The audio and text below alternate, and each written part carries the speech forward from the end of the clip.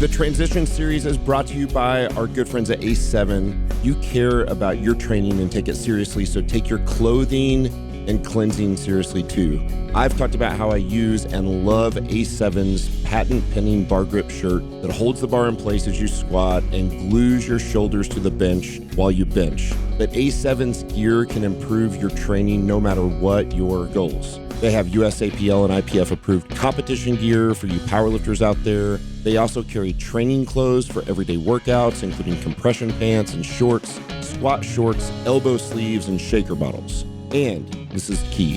When you're done working out, don't wash those shirts with junky, chemical-filled, detergent-based soaps like you use in your washing machine. Use A7's natural soaps made with fats, oils, and lye, just like your grandparents used. It will actually prolong the life of all of your clothing, not just your A7 bar grip shirts. A7 puts their heart behind their work, and I'm grateful to have them as a sponsor for the series. Go to a7.co, that's A7.co to upgrade your wardrobe. A7, demand greatness. Welcome to the Barbell Logic podcast professional transition series. I'm your host, Gotcher, and for these next episodes, I'll be interviewing a range of guests, all at different stages of the coach's journey, who navigated the transition from novice to next, finding creative ways to bring their passion for strength and health to others in a way more aligned with their VIP, their values, identities, and priorities. Whether you're just starting to become the go-to at family reunions for training questions, or looking into making the leap from a 9-to-5 desk job into the coaching world, I think you'll get a lot from their stories. So without further ado, let's get started. Welcome to the Professional Transition Series. I'm Gotcher, and in these episodes, I'll be interviewing guests at different stages along the coach's journey who have found their own path to bring strength and health to their friends, family, and beyond.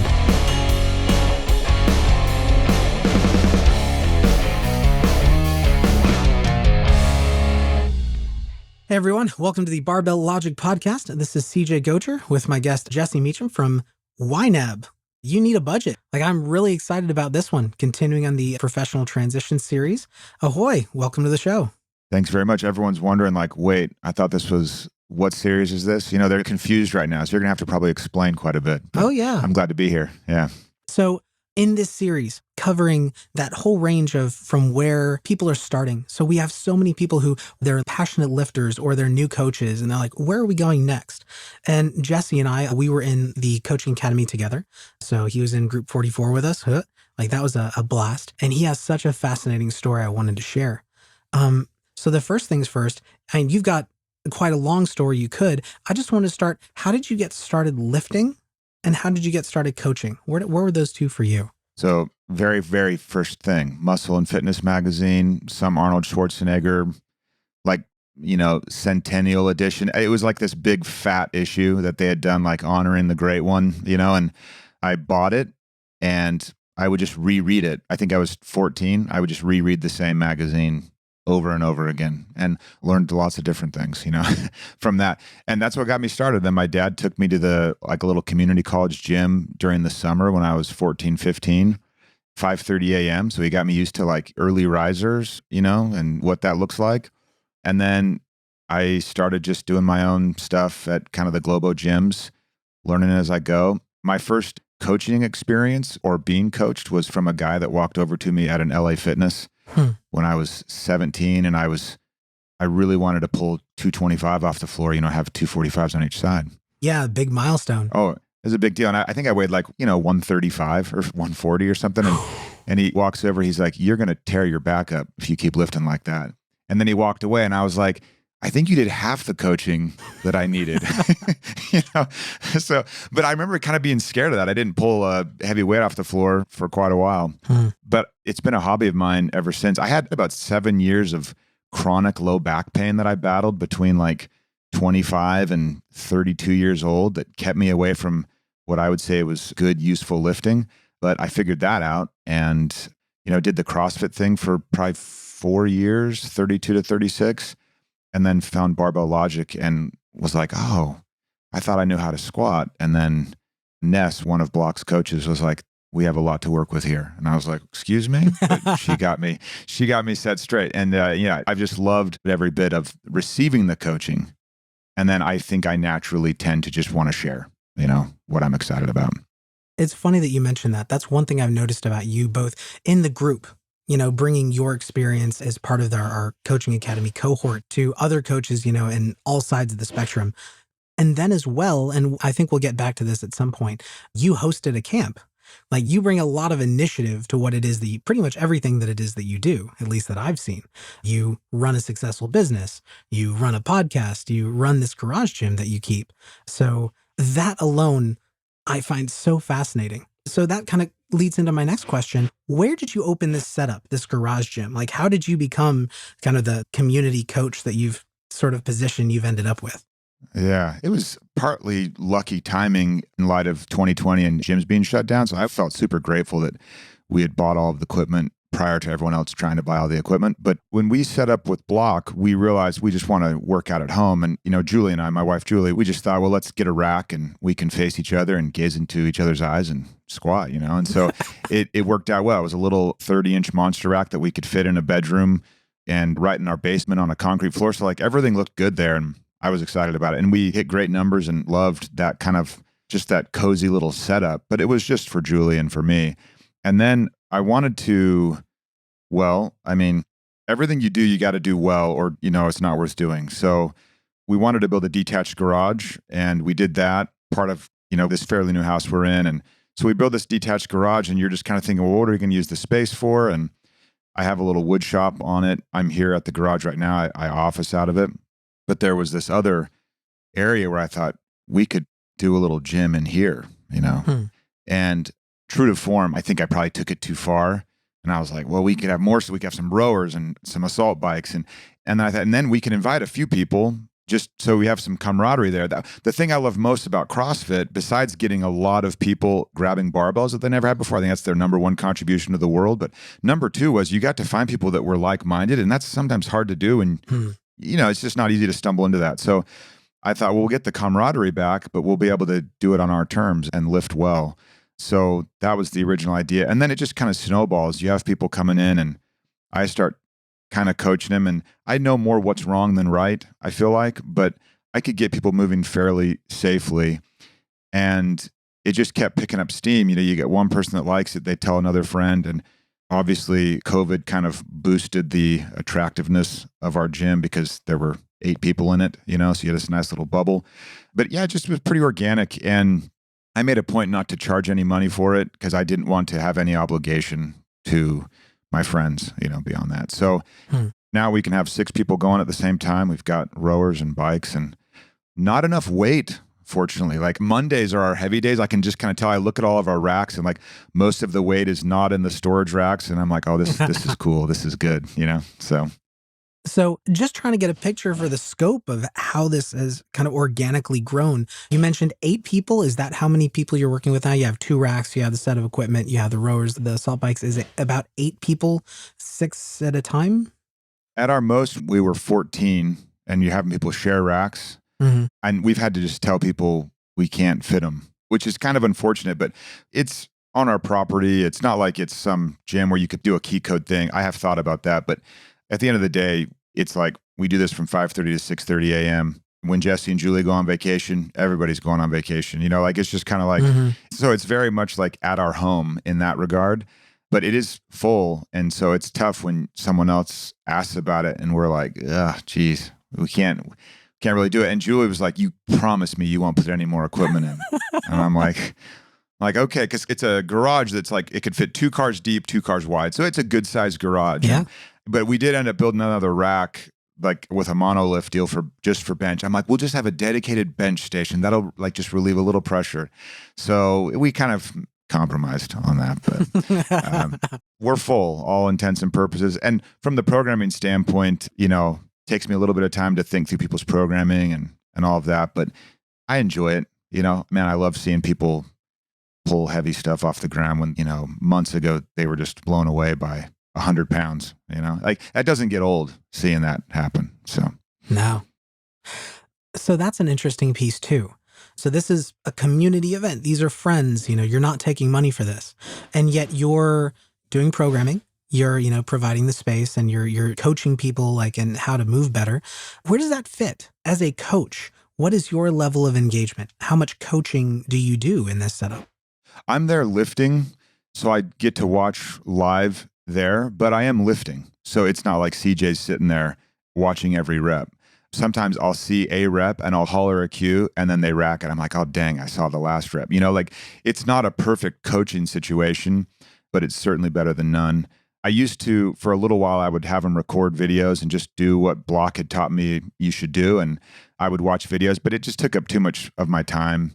And so I just thought, oh, if I see something, I'll cue them. I've written like master cues on the board before and said, hey, everybody, let's all watch for wrists locked nice and tight, or let's all watch for Superman chest if I see something kind of systemic. But to be honest, everyone's moving along far enough that we're no longer at the easy thing like, bend over and, go for it. So they're pretty unique little things. And that was where the coaching academy, where I'm just like, I'm out of my depth here. I need some kind of help there. But so my involvement there is on site when I'm lifting between my sets. I'm just kind of bouncing around. Frankly, I like it keeping my head out of whatever's coming up next for me that I would maybe just sit and mull over.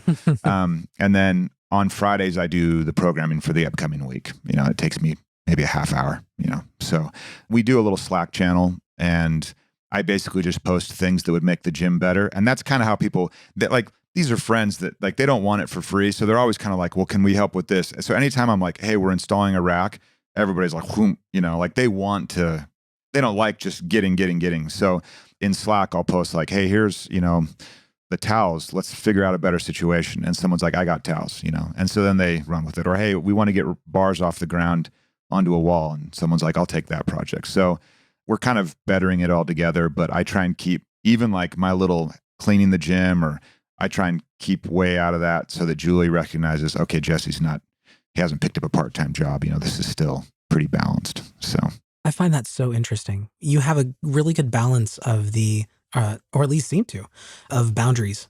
Like, everything I'm hearing here, you're getting something out of this. Like you as a coach, you're getting to lift, you're getting to, participate with people and help, and you're not taking it all on yourself. Like it's not a service you're providing. It's kind of a community you're building, an operation you're building. And part of that boundary is that you're not going to make it a profession. You're not going to expand. You're not growing, for the sake of growth. Like, this is as big as we're going to get. Julie's not happy with it. We're not, no more gear. Yeah. Like you could be a successful, professional coach. I know you can. Like for those who aren't familiar with Jesse, he runs, I think I mentioned at the beginning as well, You Need a Budget, a very successful both education company on how to manage finances, as well as a software as a service that helps you manage your accounts and helps you manage your budget. So you could take this and make it work, professionally. You made the choice not to. Why? Like, where did those choices to, this is this far and no further? Like, these are the boundaries around my coaching.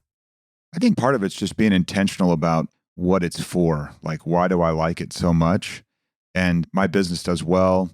I do well. I don't work crazy hours in my business. And I enjoy the fact that there's a lot of process there and it's a lot of sanity to be had there.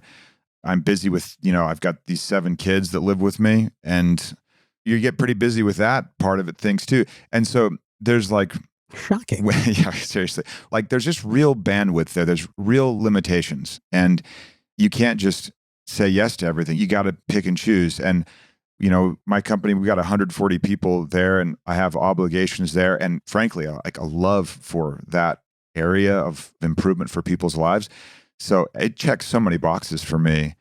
The main box I was checking was find some other people to lift with so it's not quite so lonely, And then my natural tendency is to go 100 miles an hour. And that's where Julie will balance me out some. But I get to check that big box and then just put some nice lines around everything else. There's the joy there, that I still get without like, oh, I got to collect money, or, oh, my buddy didn't pay me, like stuff like that. Now, I'm not at all a proponent of free service.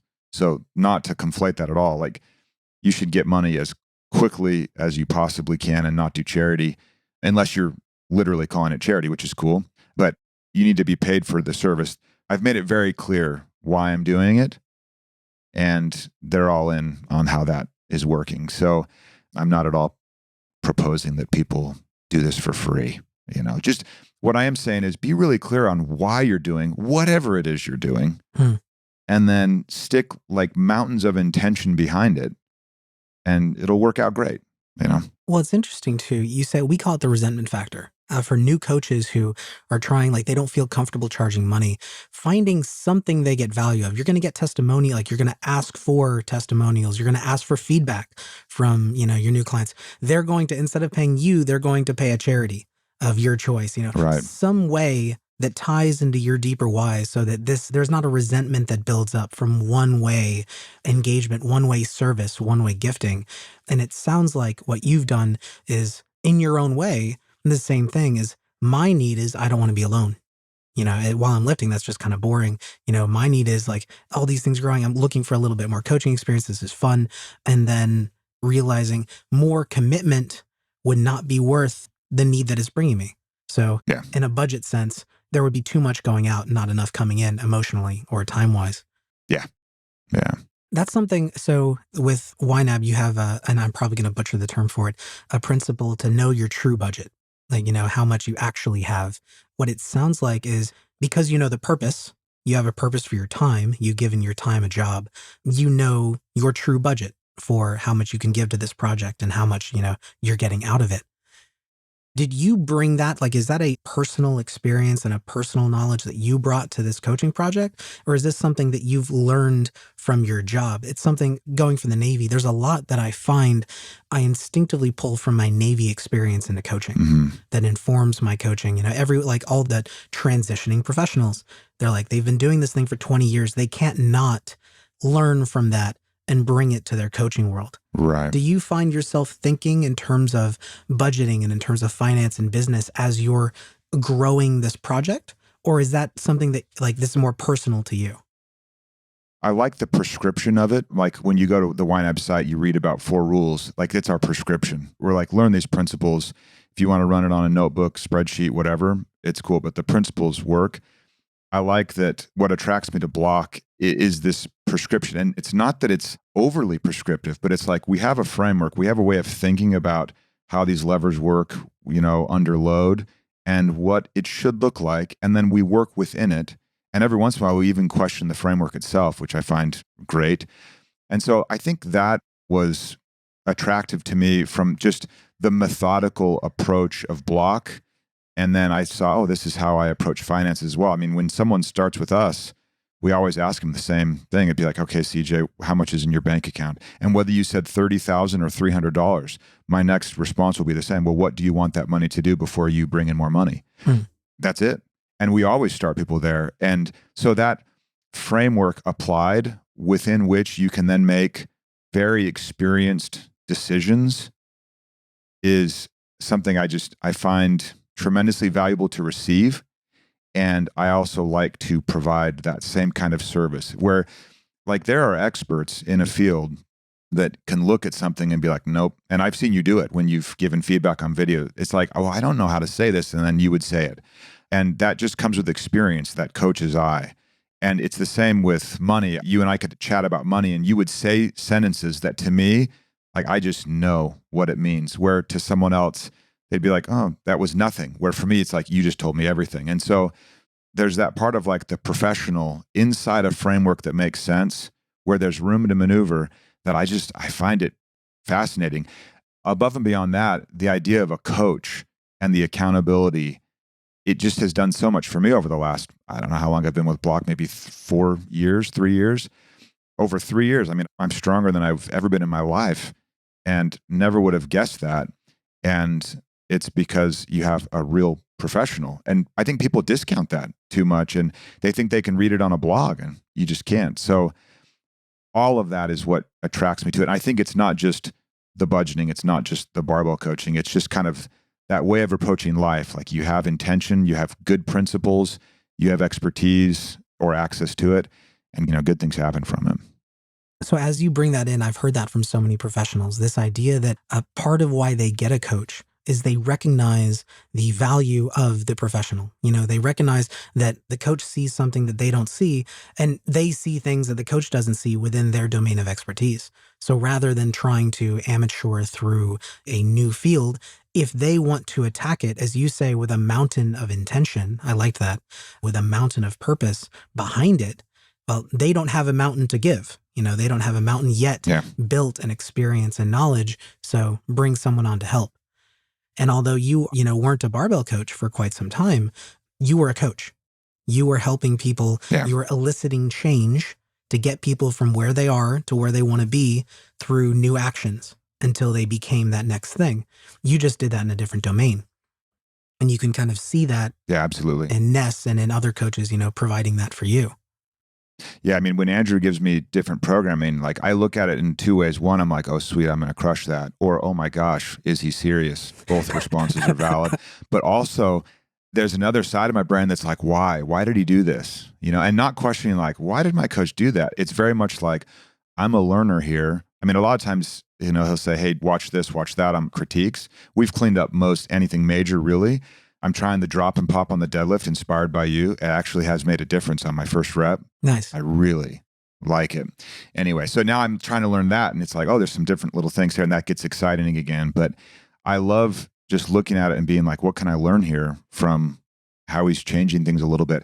It's also interesting that he has a longer view of me than I do. Like I'll be like, I feel good. I don't need a deload. And he's just kind of like, we're deloading. And then lo and behold, I can feel like, oh, I did need it. It's interesting because sometimes I think bad coaches probably get the rap of just like, I'm going to extract everything I can out of this person and like hits. And Andrew's approach, and I know block coaches are like this. It's just like, man, if I'm coaching you when you're 80, that's also really cool, And so we just have like this long view, and I've appreciated that part. He's slowed me down and paced me better than I would have paced myself if I was trying to roll my own thing. So I love being told what to do and being able to just be like, okay, execute only. And I also love being told what to do and then being able to sit with it and be like, I wonder why he's doing that. Of course, he'll explain every little detail I want to know when I ask. So, as I was looking for people to interview for this, I thought from a coaching perspective, you brought something interesting, like really unique. But it's also from a lifting perspective too. We talk about BYOC, be your own coach.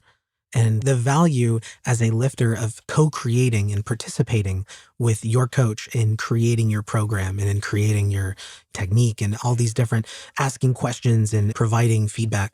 In the same way, though, you're not looking to be a full-time coach of your own life. I like the way you phrased it, that sometimes you still do check off and, okay, coach says this, I'm going to do this. It saves me time. It makes it easier for me. That's why I have the coach here to begin with. And yet you still bring your experience, your curiosity to that process.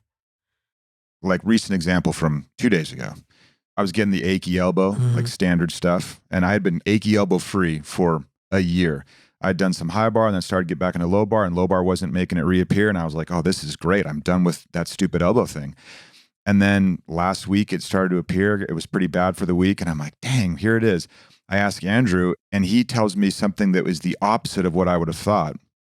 And he's like, well, try thumbs around on your squat. And I'm like, what? Like, if anything, I want my arms above my head and just like the bar, like I want all this I like want no tension at all. And there's some weird way I could maneuver it. We even have like a safety squat bar, it's like, well, maybe we do that. And of course, minimum effective dose, he was like, do thumbs around. And he had me hit what was for me a pretty good single Monday. It was 320. And I'm like, do I really want to do this new grip and have heavy weight? But there's a point where you get to just offload to the coach and be like, this is his problem, not mine. So he says thumbs around, I do thumbs around. And then it's hilarious because it felt better. Elbow felt better, like trending down now instead of up. And I show him, I'm like, I was pretty proud that I kind of like wedged in there really nice. And then Andrew's like, if anything, like maybe bring your hands in even more. And I'm like, what? And sometimes the coach, like there are these moments where my brain would have never gone down that route. And he's literally telling me the opposite of what I would have thought. And I don't know, you just get this new vista, you get kind of a break in the trees and you're like, oh, I think I can see why this matters. He's telling me about the rotation and why it strains different things. And I don't know if I would have landed on that in any other way, or would have, circled and circled and circled for a year. And so you have to trust the coaches to be like, I'm just going to do it. Like, just take the pill, And if you had read that in a blog, like if you had read that in an article, that might have been a solution, like trust was the word. You might not have trusted that applied to you. You might not have trusted that, like, I'm not seeing that as a potential option. Like, this isn't the article that I'm going to try next time. Like, so when you're talking about circling. Like, this article isn't right. I'll find another article, Or, I mean, heaven forbid you read the comments about the article. Then you're like, oh, I don't even, Like, I still had a physician tell my 14-year-old, almost 15-year-old, like, oh, you shouldn't lift heavy weights. It's going to stunt your growth. I was like, we're still there, I mean, so yeah, you can find anything you want to find. It's nice having someone that's seen, I don't know, 1 million reps at some point to be like, yeah, I'll go with that guy. So, yeah. One thing I wanted to tap on, and it's, you make things happen. You're like, I identified that there's information missing, that like I did this on my own. I ran through it. This gym operation is going great. People are learning. I'm now starting to reach things I can't quite see. I'm going to sign up for the coaching academy to meet that.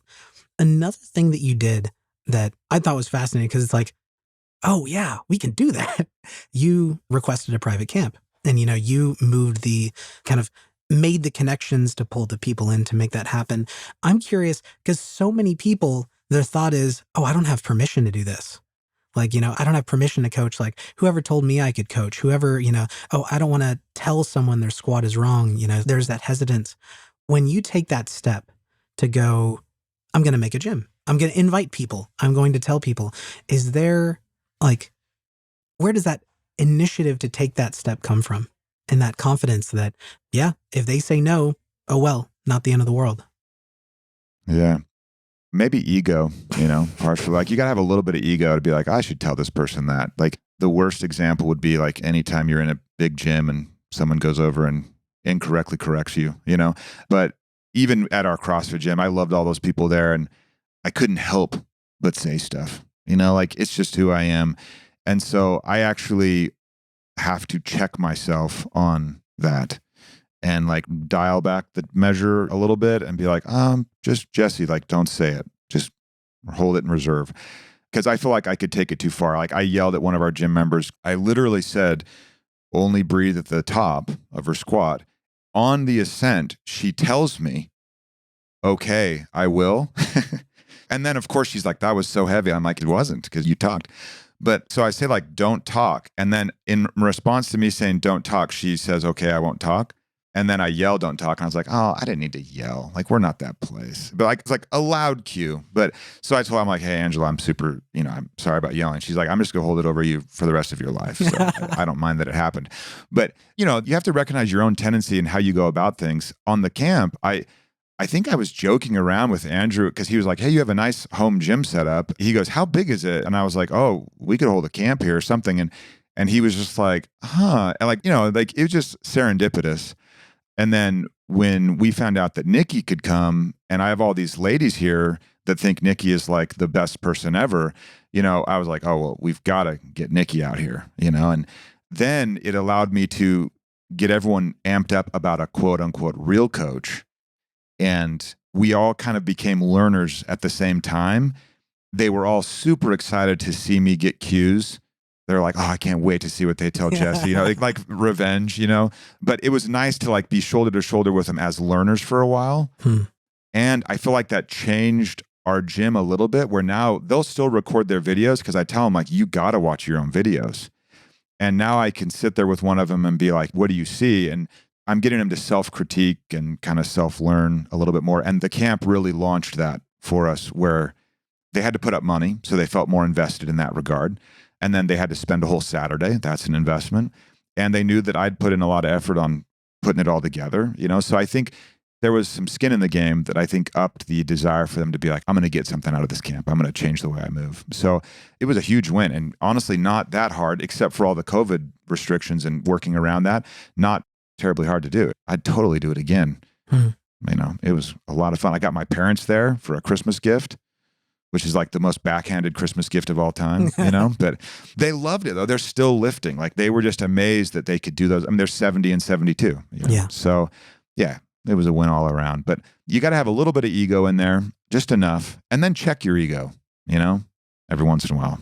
Well, it's so, because when you started, I could almost imagine, the YouTube comments, right? But like people coming back to me and saying, like, oh, that's Jesse. Like like he pushes, he's on that other side of the spectrum from me, but you have to balance yourself. You have to pull yourself from your side of the spectrum. So your challenges are different from the coach who's more hesitant, more cautious, more deliberative, less likely to see that I can make this happen, but less likely to catch themselves, having Angela hold it over their head for the rest of their lives. Right.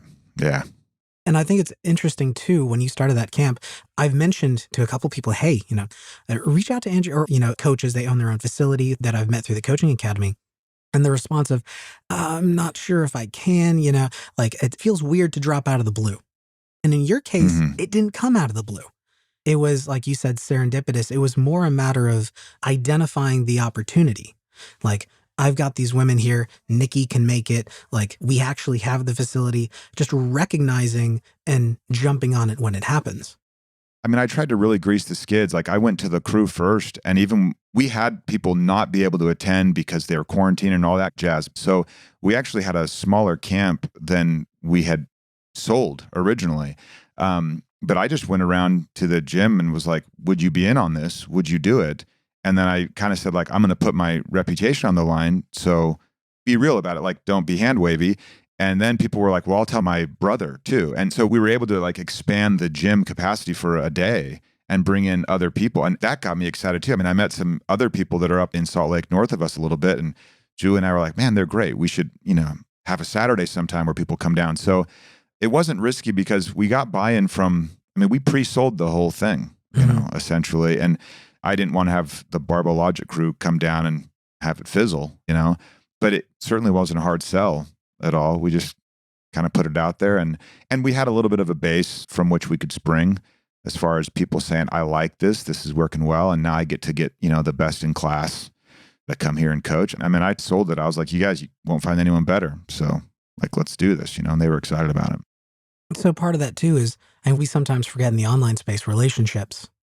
They know you, they trust you, and you're passing off information that you're learning and it's working for them.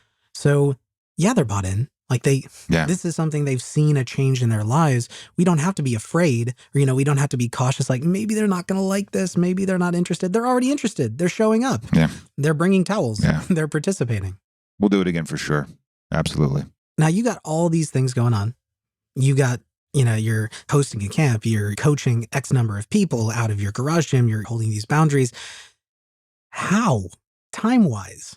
Like you mentioned that you don't have to work too many hours in YNAB because that is the ability to manage a day and a work schedule is certainly its own skill. And then on top of that, you have 7 kids, you have this gym set up. That's one of the biggest challenges we hear from transitioning professionals. I'm already stretched for time. How do I add X? How could I possibly add another thing? I imagine you hear it in budgeting too. I'm already feeling strapped for cash. Yeah. How could I pay extra for, a service, or for a coach to help me manage my finances? How do you manage your time as a professional and as a coach and as a father and as a family member? Yeah. It is akin to budgeting in the sense that you have to be just relentless on what you really care about. I think most people, if I can speak in platitudes, most people spend time doing things they actually don't really care about and that don't bring them value. And I don't mean working hard. I don't mean like expending energy. We all have like literal, cognitive energy for the day. But yeah, you just find yourself doing things that you shouldn't be doing or being distracted constantly from things and then having to like suddenly regroup. Like for you right now, for you and me, like we're here in the moment. We're focused on producing this episode for this series, the end, and I don't care about anything else right now. And that hour of focus is what people are missing a lot of the time. So honestly, brass tacks, my phone turns on do not disturb at 10 p.m. at night and turns it off at 9:59 p.m. at night. To give you an idea, like there's 1 minute in there where you could call and it would ring. If I put you on my favorites, it'll ring through. And I have a long list of favorites, but people don't really call. Mm-hmm. My phone never shows me texts. It never bings. It never pings. If there was an emergency today and we missed it because I didn't get a text from you or whatever, it would have worked out. There was no fire. If anything, you could have been like, hey, Matt, can you get a hold of Jesse? And Matt could have gotten a hold of me, you know? Like there would be ways. And so we have to really manage distractions because they keep us from those most important things.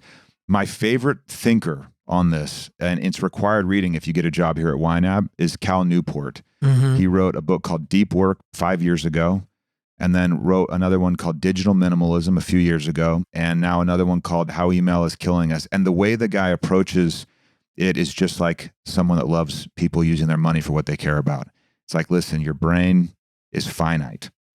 So like, let's use those finite resources every day for what matters most.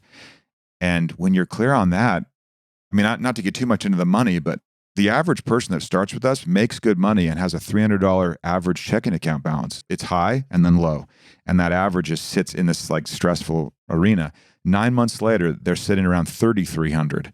And we're like, did you get a new job? Did you get a raise? Did you get a windfall? Nope. None of that. They became aware of where money was just kind of seeping through their fingers.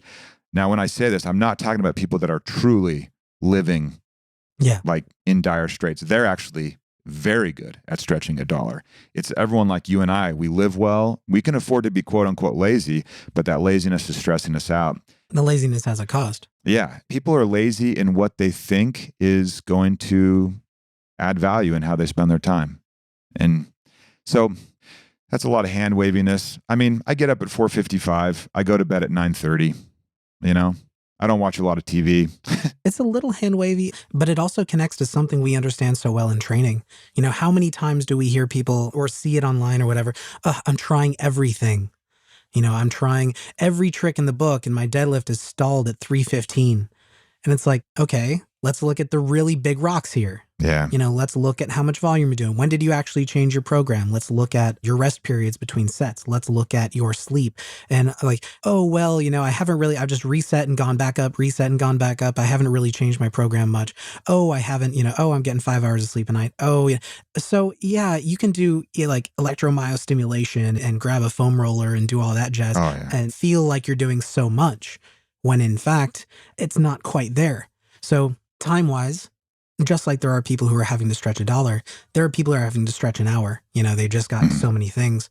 But maybe a lot of the people who share, I have no time, in fact, are spending a lot of that time in ways that aren't moving towards that deep why, towards that purpose that they really care about. You know, if you're checking your email more than, I don't know, once a day, there's something you could knock off. Like that's a quote unquote sleep problem. You know, like you're just not recovering. If you find yourself on your company chat or on your text messaging, this is crazy. This will blow your mind. I know you're efficiency minded and you've come out of a career of process, you know, like crazy process. But the average amount of time between checking of an inbox or a messaging, you know, that kind of a system, instant low friction communication, average time between checks for people is 6 minutes. I mean, what do you possibly get done with that? So even just carving out some time to be like, I'm going to work deeply on this thing. I'm going to move this forward. Doing a recurring event where you say, I'm going to work on my coaching career Monday and Thursday evenings from 7 to 8:30, and nothing else will get in the way of that. And my phone won't even be in the room. That kind of 90 minutes twice a week, you would be amazed at what can happen when it's focused effort. So yeah, schedule it, schedule it in and be intentional about it. The way you said that, it reminds me, you may have heard of it, the 40X system, but it's just a way of executing and process work to try to reach a big goal. And one of the things they talk about is you're always going to end up in the whirlwind, of time. And it's a matter of whirlwind. That's right. Can you wedge 5 minutes? Can you wedge 10 minutes into that whirlwind and guard it and honor it, and hold on to it? Then 15, then 20, can you wedge an hour into your week to attend a coaching academy call, to read up, to actually be present in the gym and focus while you're lifting? Yeah. I mean, even with the coaching academy, I was super excited to start it. I loved that I did it. But I mean, you saw how I was as a student. Like I was, I just knew my limits on, could I do these assignments? And I missed a handful of calls for sure. I think I had so many birthdays on Wednesdays when we did it, when that was our thing. So, but I knew going in, like, I'm going to take what I can get out of this. And I won't be able to do some of the assignments that I know would have been quote unquote value added for me that would have certainly improved my outcome. But I also knew like what I was going for, what the end goal for me was just hobby, and a little bit of expertise. And then I could go back to my gym mates and be like, hey, so last night we spent 2 hours talking about the bench press. And they're like, you did what? How could you possibly spend that much time? And we could talk about kind of some things that I learned and everything. But I knew that was the value that I would get out of the academy. And I didn't leave disappointed. I left totally happy with it. So that's just an exercise in knowing my own limits. I knew where that was going in and where I could keep my sanity. So. Well, speaking of knowing the limits of your time and respecting the limits of your time, we're kind of reaching close to the end of that. I'm curious. So in the class, we talk about from now to next. There's where you are now, and you've created something pretty robust. You've created a community system that works for you pretty well. And we talk about moving to next, what that is that aligns with your VIP, your values, identities, and priorities, what's coming. In terms of coaching, are you there? Like, do you see yourself as there, or is there another next for you?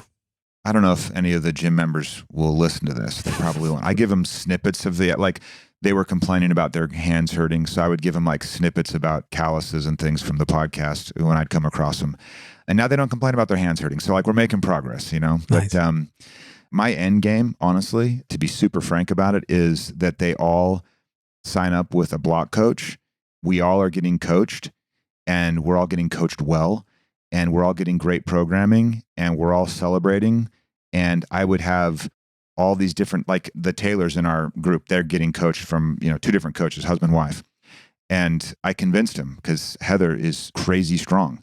And I'm like, Heather, you're out of my league here. Like, I actually don't know what to do with a 40-year-old that on linear progression is banging out 3x5 at 275. Like, I don't know. And she's like, okay. And so they're doing the coach thing, and I'm learning through their coach. And also Heather is doing what her coach tells her to do. And she would have never done that with me. She'd have been like, no, this is too much. This is too heavy, So my end game is that they all sign up with block, and we just have a place where we get to just do it all together, and then they clean the gym, that'd be cool. And that's so funny because that fits with your role. That fits with your vision for how, because you're doing this to share with people. Yeah. Like you're doing this to spend time, and not necessarily as a lot of people, they're a coach. I have to follow the next step on the coach's path, which is like, I've got to I've got to charge a service. And no, like in some ways, backing off and doing less would be more appropriate to meet your needs for what you have. We live in a small town. It'd be cool if the average strength in our small town was like some weird anomaly. And people are like, what's going on there? What is the deal? There's these 2 streets. We just can't figure it out, Honestly, the other part of me thinks, well, you should just build a building, key code that thing, and provide it. But it would be too big and too much. And I'd be kidding myself if I actually went that far. I've got other things that are just far more pressing and exciting, to be honest, than trying to expand the space, because we're essentially limited by space, and I only have 1 class slot, 5:30 to 6:30. So, right. Yeah. But I love it. Selfishly, I get to work out with fun people. We installed a PR bell, and it's being rung almost every day. Someone will walk over and ring that thing, and it's super fun. And if it stays just like that, and we all just get stronger, and we're 80 and we're still squatting 3 plates, like, cool. I'm all right with all that. That'd be a great ending to the story. That's awesome. That's a good coaching life. Like that is, people think about a career. That is a good coach's path. Like if it were to end there, things are good. Yeah, be fun. Well, Jesse, thank you so much. I've really, really enjoyed this conversation with you. You dropped a lot of principles, and I think a lot of people listening would capture like, there's more here that I'd be interested in. Where could people find you? Well, not on social. So that maybe is part of that question you asked earlier. I don't know. They can email me though. I'll get back to them in a week or something. But yeah, Jesse at YNAB.com, YNAB. You have any questions at all? If they're curious about the money management side, and if they're part of the 80% that live paycheck to paycheck, we kill it on helping people think better about their money. And so if people are all interested in that, they can pop over and give it a shot. Like Block, we don't trick you into taking your money, like give it a try, see if it works. If it works, cool. We're glad to serve you. But yeah, hit me up on email if anyone has any further questions. I'm, glad to bounce things back and forth. But yeah, it's been a pleasure to chat, CJ. I mean, this is like the coaching academy, but without all of our friends here with us, So. Right. Well, again, thank you so much and take care. All right. You too.